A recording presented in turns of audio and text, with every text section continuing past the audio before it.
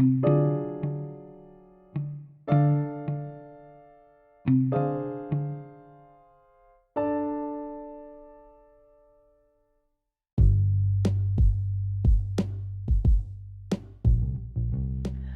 right, welcome back, guys. So we're going to go into volume 5, which is the continuation of health, keys to health and longevity.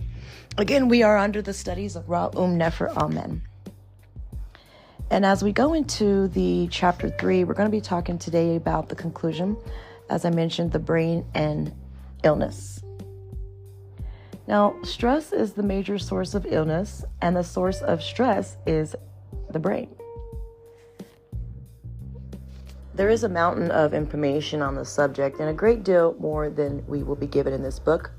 Yet, scientists have organized the information into a coherent system for the elimination of stress and therefore illnesses due to the absence, once more, of a framework.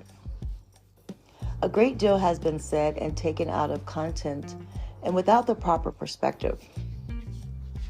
The foundation for the greatness of the ancient Egyptian civilization was established by the discovery that all units are composed of two fundamental factors. In other words, every whole, unit, thing, event is an indivisible duality of complementary agents.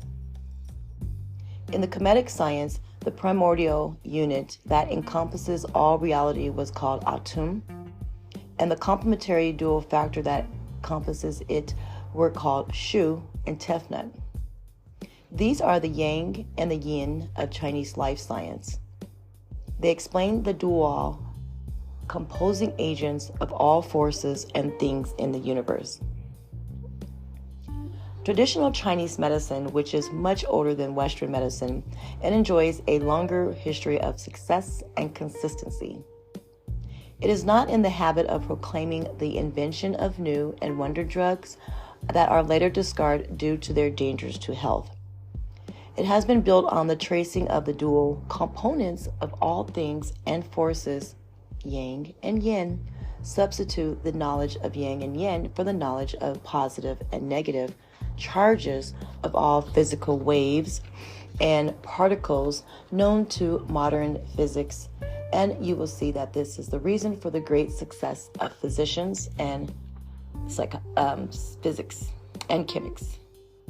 So on the other hand, Western health practitioners on the physical side or the mind side have not yet set up a basic framework that would guide their thinking and practices. So let's set up one and see how far it will take us. So right now we're looking at the Tefnut of Yin and the Shu or Yang of Western medicine. And we're going to go down 6 of these. Number 1, the stress is the main cause of illness. Number 2, hypothalamus is the limbic brain is the mediator of stress. Number 3, the posterior or back portion of the hypothalamus governs the systematic division of an autonomous nervous system, which is in charge of carrying out the stress response. It is therefore a master Shu or Yang system of the body.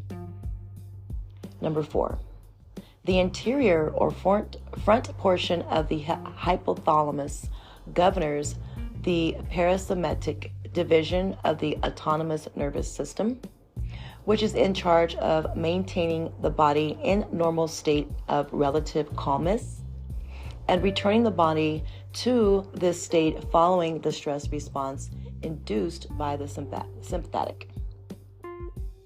It is therefore a master Tefnut or Yin system of the body. Number 5, the state of balance between Yin and Yang is called Tai Chi by the Chinese and Hetep by the ancient Egyptians and homeostasis in the Western medicine. You will recognize the state as the emotion of peace, Yin, joy, Yang. Number 6, the posterior and anterior division of the hypothalamus were designed to work together. The systematic portion was designed to provide for the psychological and mental survival response to an immediate physical threat only, and the parasympathetic portion for the return to the normal operational condition of calmness. Now, as you can see, they are both necessary for survival. Now, going into the brain and body homeostasis or equilibrium.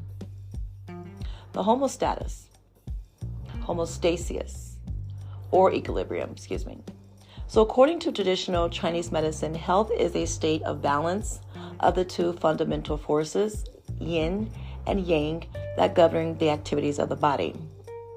The truth is reflected in the Western medical concept of homeostasis. Since the brain governs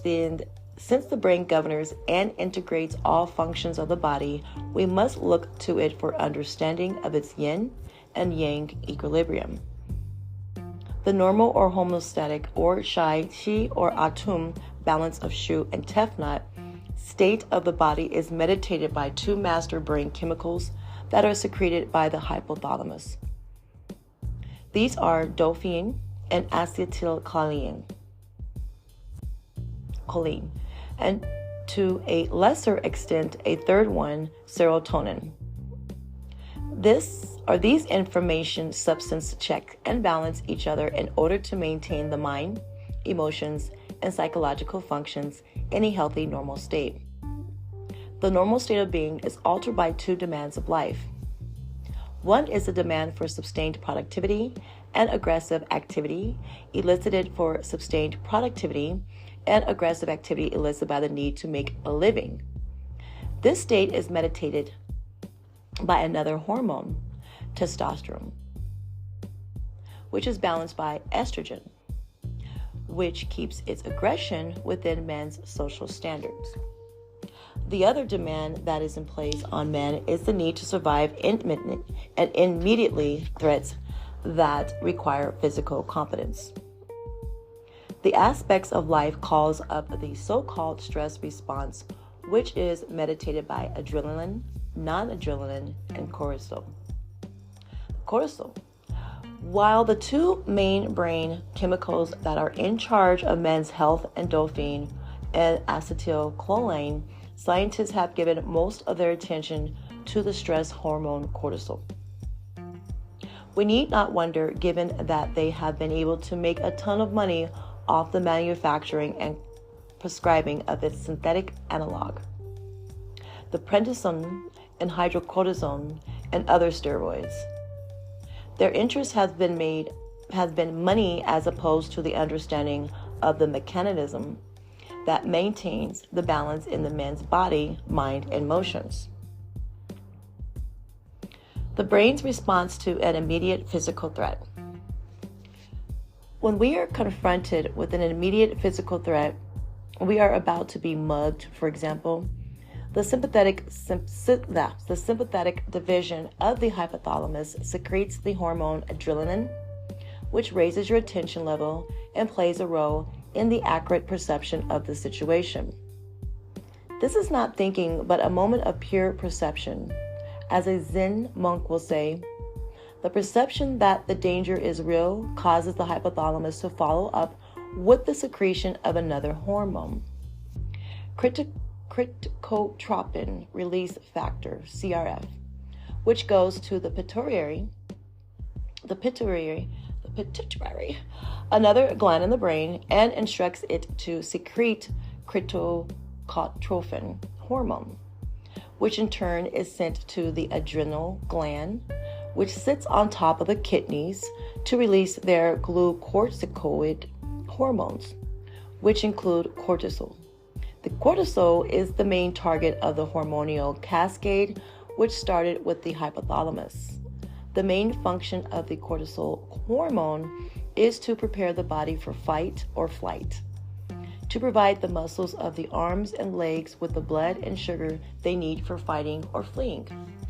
Cortisol causes the emptying of the liver of its blood sugar stores, the blood to be diverted away from most of the brain and all the vital organs, such as the kidneys, digestive organs, pancreas, and other endocrine glands. In order to increase the amount of blood to the muscles and arms, cortisol increases heart rate, the blood pressure, breathing rate, blood temperature, sweatings, and all which generates feelings of anxiety and nervousness as the nerves are firing at a higher rate, and the burning of metabolites is in high gear. Were you a tiger in the wild, or a person with no dysfunctional programs in your cerebral cortex, or chemical imbalances in your body? The parasympathetic division of the hypothalamus would trigger a relaxation response led by the hormone acetylcholine to reverse all of the effects of the survival response of the sympathetic, and thus return the body to its normal state. And that will be the end of it. There would be no illness after effect. Since there are no ill effects, it is best not to label the actions of sympathetic in such a situation as a stress response. It has led to a great deal of muddled thinking about stress. I prefer to call it autonomous survival response, or ASR. It is important to realize that the hypothalamus was designed to follow up with sympathetic arousal with the parasympathetic relaxation response according to the body's law of homeostasis. Or as the Taoists say, yang is always followed by yin and vice versa. This is a fact that almost all psychobiologists and psychotherapists have ignored. The true stress reaction.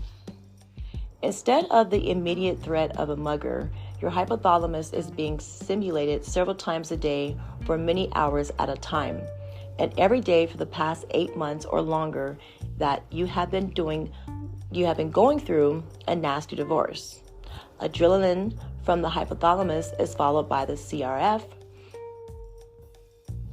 which is your cortisol release factor that tells the pituitary that to secrete the corticotropin, the corticotropin, which in turn tells the adrenaline glands to release cortisol.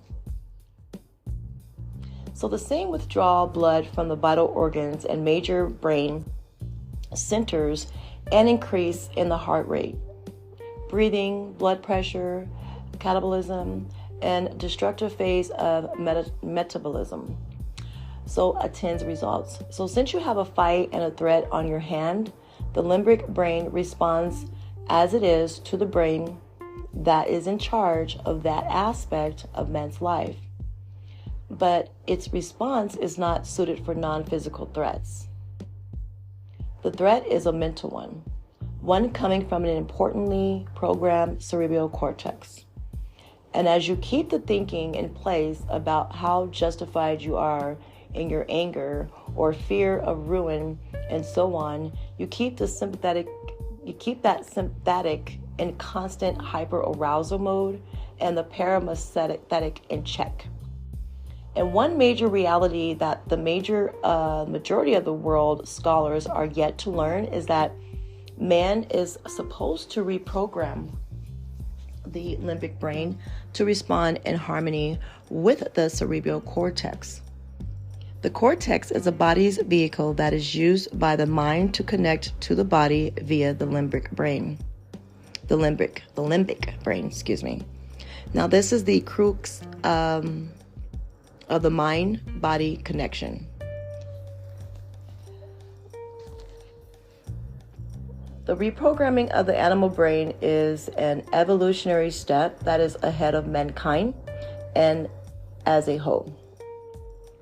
Illness and social mayhem will provide the impetus to evolve for most. Cortisol gone wild. If you have accepted the common belief that stress, anger, fear, worry, grief are natural and unavoidable reactions in life, and if you have accepted the educated, ignorant proclamation that things and events can they can be stressful. But if you are engaged in a protracted situation to which you are manifested one or several emotions throughout the day, every day, or several days a week, then you are suffering from excessive cortisol.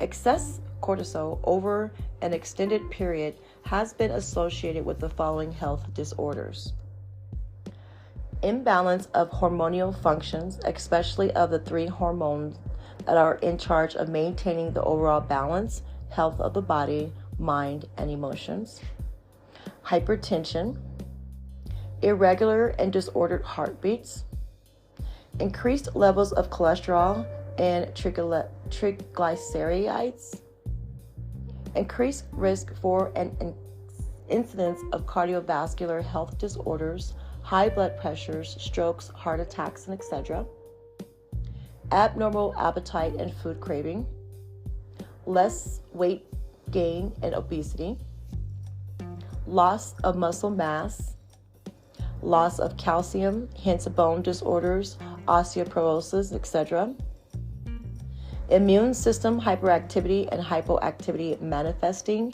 in allergic disorders such as asthma, hay fever, food sensitivity, etc., an autoimmune disorder, lupus, arthritis, multiple sclerosis, myasthenia gravis, etc., cancer, greater susceptibles to infections, colds, viruses, and etc. Digestive systems impairment, digestives and absorption reduced in veritable syndromes, IBS, chronic diarrhea or constipation, peptic ulcers or gastronitis. Increased incidence of inflammatory diseases and failure to heal, blood sugar disorders, diabetes, low blood pressure, insulin resistance, reduced libido, falsely attributed to aging, impaired sexual performances, inability to achieve erection, orgasm, premature ejaculations, fertility problems in women and men or ovulation problems, and sperm mobility decreased. Higher incidence of PMS, menstrual disorders, pain meniscus, sensations of meniscus, irregular meniscus, menopause problems, high blood pressure, hot flashes, anxiety, irritability, and high sensitiveness, negative mood and moodiness, depression and sadness for no trivial reasons, increased fearness, tendency to anger, to worry, to grieve, etc., decreased memory, IQ, and learning ability, decreased right brain function, increased left brain function through dysfunctional, increased rate of destruction of brain cells leading to brain shrinkage, Alzheimer's, senility, etc., accelerated aging due to excessive catabolism, sleeping disorders, insomnia, inability to sleep for 8 hours, sleep not restful, and much more. Stress, cortisol, and the hormonal system. Man's body is made up of trillions of cells, and they are working in perfect harmony with each other while carrying out their individual function in health. It's definitely the health. So how do all parts of the body grow in proportions to each other and the body as a whole? And how are all the functions of the stress response coordinated? The rate of breathing, to the heartbeats, to sugar output, to shunting of the blood away from the vital organs, to the muscles of the external physical activity. How are all the functions that are involved in the fertilization of a woman's egg and the development of the fetus and much more coordinated?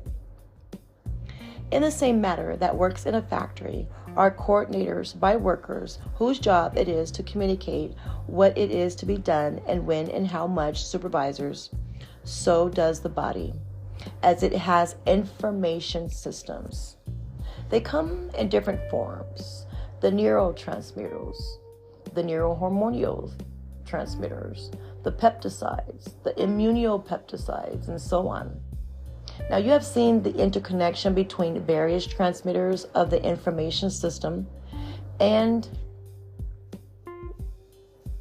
the transmitters of the information system that keep the body and mind in a state of equilibrium. Stress disrupts the equilibrium between them and thus produces ill health throughout the entire body. All right, so this is almost end of chapter 3. We're going to end it with the mind is the main source of stress and its avoidance and removal. Thank you for listening. If you have any questions or if I'm reading too fast, please feel free to drop a comment or always hit us up at Cozy by You at live.com. That's KOZEBIU. It's okay to be you at live.com. So let's take stock of what we have just learned. The trillions of cells in the body are made to work in harmonious fashion with each other for the sake of the whole through the concerted work of the hormonal system. The leader of the hormonal system is the hypothalamus. The correct functioning of the hypothalamus depends on the emotions, what follows. So if we can control our emotions, we can ensure that well-being of the hypothalamus and therefore of the entire hormonal system, and all things being correct, diet, lifestyle, etc., and all the body in general. Now, every time you feel joyful in due measure, you are feeding your hypothalamus the quality of energy that is inducing it to function harmoniously. So can you imagine always feeling joyful? If you can't, it is because you have not been taught how to use your spirit. Now remember, you're supposed to learn not how to use your body and your mind, but your spirit as well. In fact, what is happiness? People, perhaps you, are in the habit of thinking of happiness on two conflicting levels.